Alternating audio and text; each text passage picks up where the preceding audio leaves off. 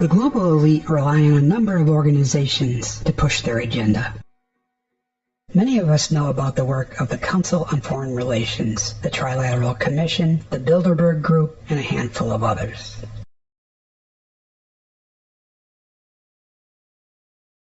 The Tavistock Institute for Human Relations is included and instrumental in this collection of subversive organizations. However, we rarely, if ever, hear about its role in mass brainwashing and shaping of public opinion. As I covered in a previous episode, the elite are active on several fronts to reduce world population and basically turn the planet into a lockdown, high-tech prison where a demoralized and reduced population is completely under the iron-fisted rule of a world government. This long-term agenda would not be possible without first conditioning and brainwashing populations into accepting and even celebrating their loss of freedom and servitude.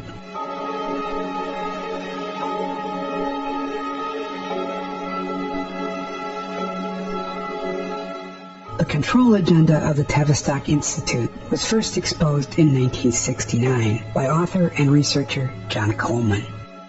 His monograph, The Tavistock Institute of Human Relations, Shaping the Moral, Cultural, Political, and Economic Decline of the United States of America, revealed deep connections between this organization and the ruling elite.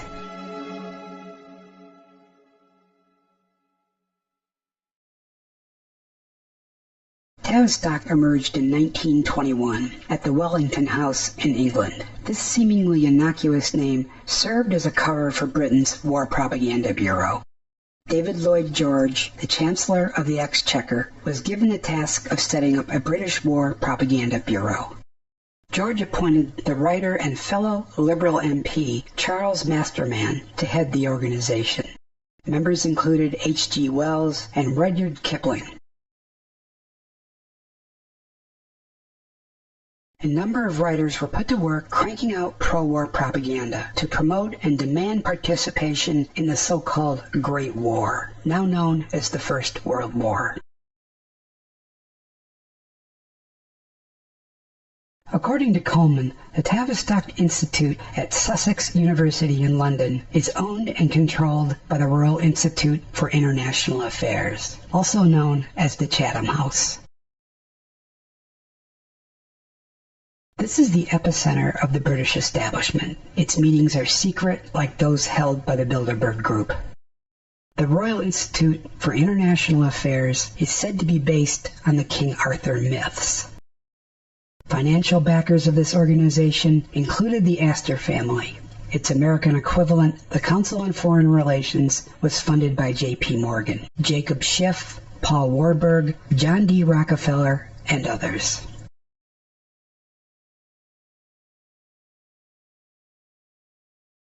The Wellington House role in the effort to manipulate both British and American citizens and demand their unwavering support for mass murder and sacrifice was headed up by the Viscount Baron Rothermere and Alfred Charles William Harmsworth, the first Viscount of Northcliffe. Northcliffe was essential to the brainwashing project. He owned the Daily Mail and the Daily Mirror newspapers. Rothermere was the chairman of the Daily Mail and General Trust. According to Coleman's research, Tavistock received its funding from the British royal family and later the Rothschilds, to whom Lord Northcliffe was related through marriage. It also received funding from the Rockefeller family trusts and the Milner Group.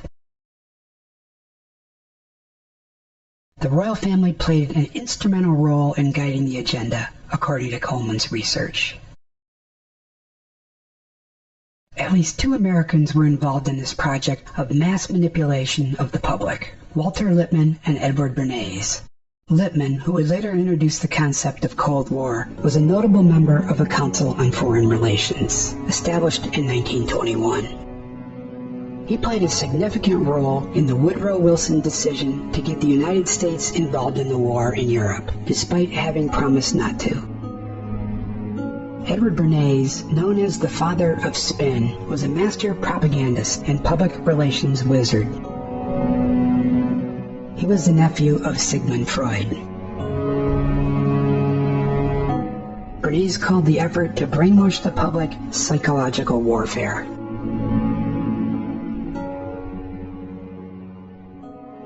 In 1937, Tavistock based its operations on German philosopher Oswald Spengler's book, The Decline of the West. Spengler argued the West is in rapid decline and ruled by what he called Caesarism, the state's prerogative of violence. Spengler said humanity would ultimately return to a more animalistic state, a sort of advanced primitivism.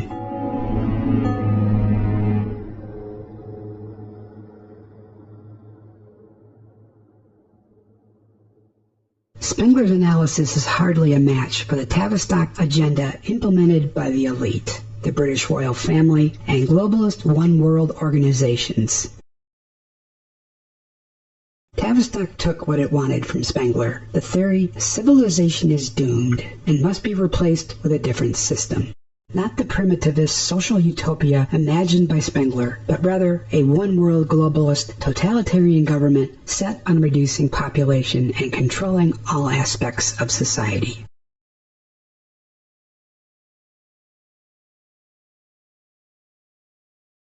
At its core, Spengler's thesis holds that alien hordes will arrive in America in increasing numbers, thus leading to a fall of Western civilization and its culture, law, and ethics.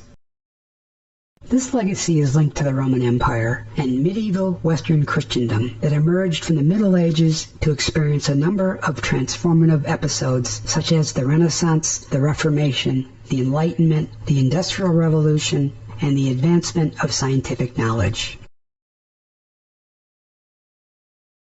In Europe, large numbers of Africans, Arabs, and others are flooding the continent, resulting in social and political chaos as two widely different cultures clash. This highly disruptive force has resulted in severe political polarization and the rise of nationalist groups opposed to continued immigration and asylum status.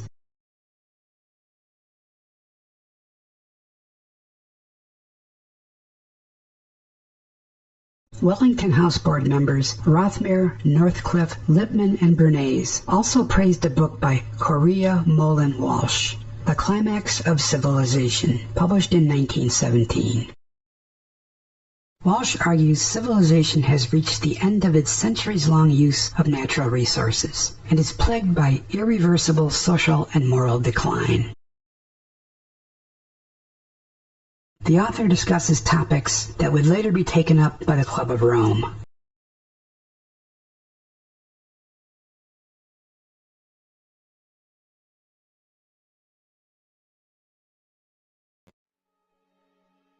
The massive propaganda effort undertaken by Tavistock during the First World War went into overdrive in the United States. By far, most Americans opposed entering the war, and Tavistock and others worked to change this.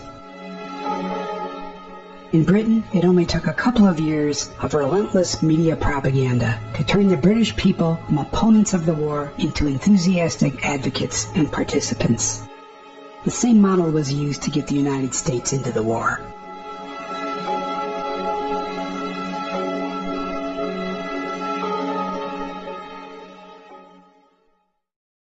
Propaganda warps perception and introduces new terms to demonize a shifting array of opponents.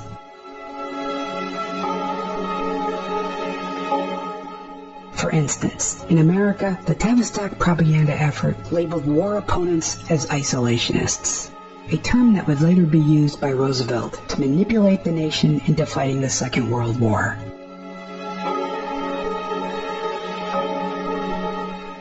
Propaganda portrayed isolationism, which is in actuality peaceful and mutually beneficial relations, and aversion to becoming entangled in the affairs of other nations, as nothing short of treason.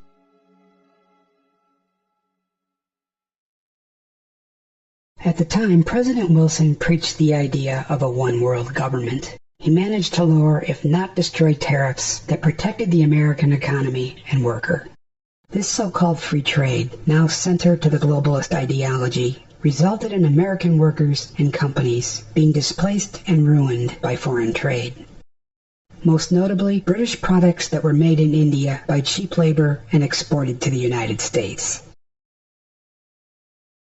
In order to make up for this lost tariff income, the U.S. passed the Federal Income Tax Law in 1913, thus passing the responsibility to pay for the lavish spending habits of professional politicians and their benefactors, that is to say, corporations and banks. As Coleman notes, this mandatory taxation is a Marxist concept not included in the Constitution. Wilson's lowering and removal of tariffs eventually resulted in the creation of globalist trade agreements under NAFTA, GATT, and the World Trade Organization. These trade agreements between governments and transnational corporations have resulted in dismantling the middle class, a key objective of Tavistock and its globalist supporters. Ushered in by Bill Clinton and his wife, not only displaced and impoverished American workers, it also produced a destructive effect on Mexican agricultural and small business operations, which in turn helped produce a surge of illegal aliens crossing the border in search of work and handouts by the state.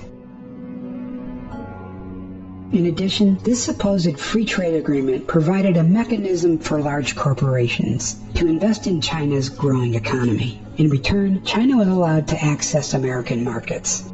This further displaced workers who were unable to compete with what amounts to slave labor in China.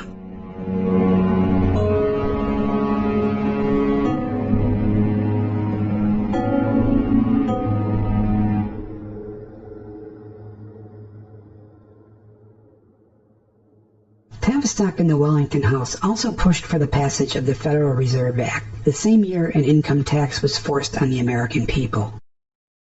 The destruction of the U.S. economy and the gradual impoverishment of the American middle class would not have been possible without the creation of the Federal Reserve, which controls and manipulates the money supply to benefit the 0.1% through ongoing upward distribution of wealth.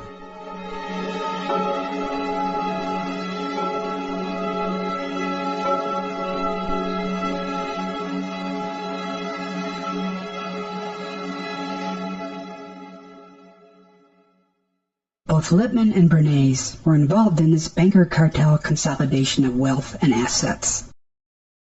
They established the National Citizens League, a rather transparent oxymoron, under the direction of Samuel Untermeyer, a prominent New York lawyer who pushed the Federal Reserve Act and associated legislation, including the Clayton Bill.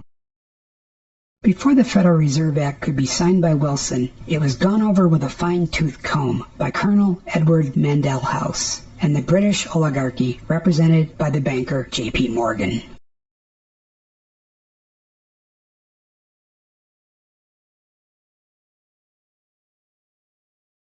In 1957, Dr. William Sargent of the Tavistock Institute, who reportedly worked in tandem with the CIA on its MK-Ultra brainwashing experiments at the time, wrote a book with an improbable title, Battle for the Mind, A Physiology of Conversion and Brainwashing, How Evangelists, Psychiatrists, Politicians, and Medicine Men Can Change Your Beliefs and Behavior. Sargent explains how alien beliefs can be implanted in the human brain through induced fear, anger, and excitement. He writes that of the results caused by such disturbances, the most common is temporarily impaired judgment and heightened suggestibility.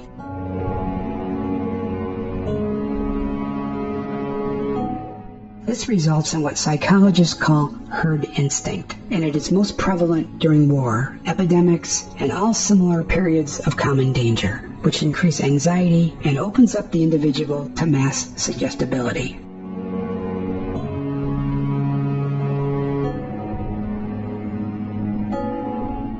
Jim Keith, the author of Mass Control: Engineering Human Consciousness, describes Tavistock as a collaborative effort of British military intelligence and the psychiatric establishment.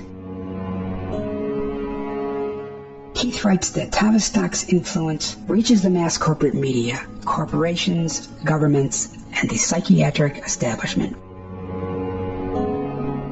Coleman has said the moral, spiritual, racial, economic, cultural, and intellectual bankruptcy we are now in the midst of today is the product of a carefully planned tavistock program.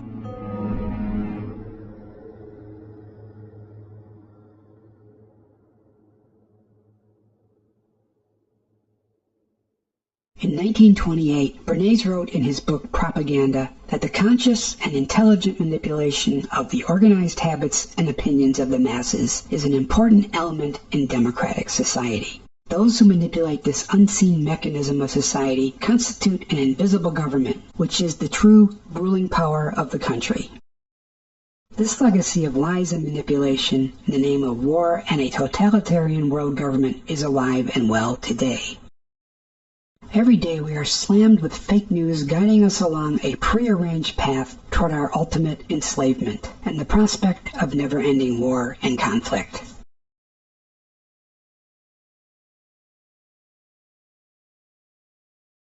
I believe we are heading into a new war, the ultimate conflict. The final push to have us accept, either through directed propaganda or physical violence by the state, a suicidal showdown between the U.S., Russia, and China.